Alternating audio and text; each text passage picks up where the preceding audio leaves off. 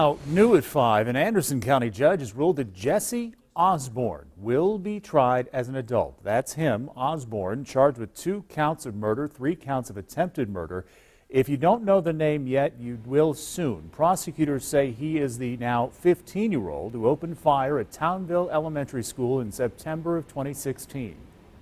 Before heading to that school, he's accused of also killing his father. We have not named him up to this point because he is a juvenile, but now has been moved to adult court. Our Nicole Ford joining us in Anderson County, and this changes things. Nicole, we now show his picture. We now talk about his name. Tell us what happened in court.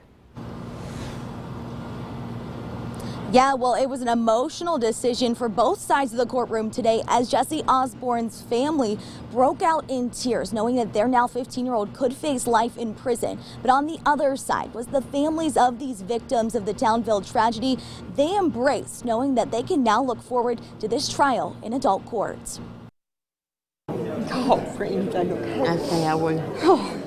Emotions running high as the judge makes a decision that will forever impact the life of 15-year-old Jesse Osborne. And I therefore will order and direct that the case involving Jeffrey Osborne be waived up to the Court of General Sessions, where further action on this matter shall proceed. Osborne was 14 at the time when investigators say he opened fire on a class of first graders at Townville Elementary School, killing 6-year-old Jacob Hall. You know, the people of Townville have been waiting a long time. After 5 long days of a waiver hearing, a judge says his case will be tried in adult court, increasing his potential punishment. Now he's facing 2 murder cases and several attempted murders. While Osborne's attorney says the decision is not surprising, they do have 10 days to appeal. Right now there's a motion to reconsider that we're going to file to preserve some legal issues for down the road, but I don't anticipate a significant appeal that would go anywhere until the case is resolved in General Sessions. Now, as for when this case will go to trial, there's no exact timeline, but solicitor David Wagner tells me they're hopeful it will be sometime between the next 6 and 12 months. We're live in Anderson County tonight. Nicole Ford, 7 News.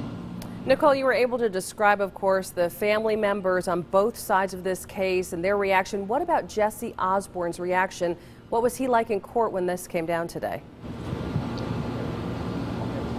Honestly, I was watching him when the judge said the decision, and he was very emotionless, pretty much what he's been like throughout this entire hearing, except for occasionally when he would laugh and grin at watching some of the evidence that the state was putting up, but he was pretty emotionless, not saying anything even to his lawyer. All right, Nicole Ford continuing our coverage. Thank you. So let's analyze exactly what happened here today. A judge made specific references to several factors that led him to make his decision. They're known as Kent factors after a Supreme Court case. Our Brianna Smith here now to look at what those factors are. Yeah, Gordon, we talked earlier. His age didn't matter in this hearing. They were really looking at several things, including the possibility for rehabilitation and premeditation of the crime.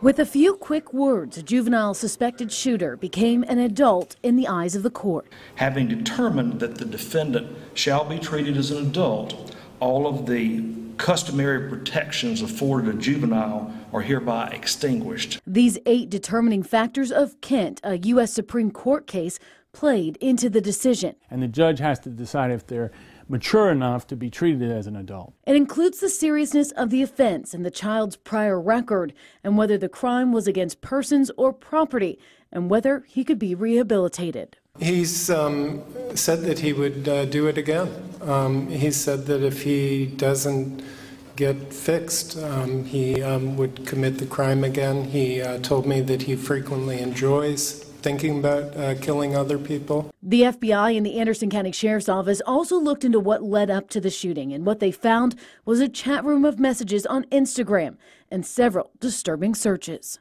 Youngest mass murderer Google search, 70. 10 youngest murderers in history, 71 youngest mass murderer, 72 deadliest U.S. mass shootings, 73 top 10 mass shooters.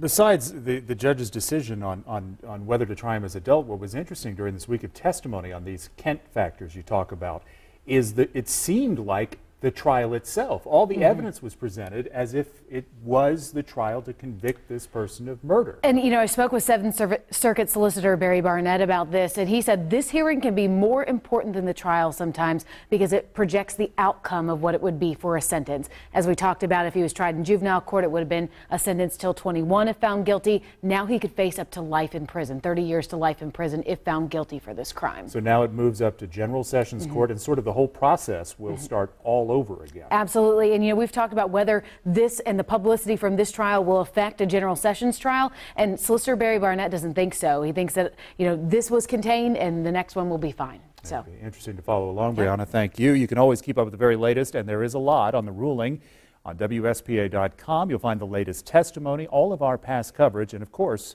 any updates on the case.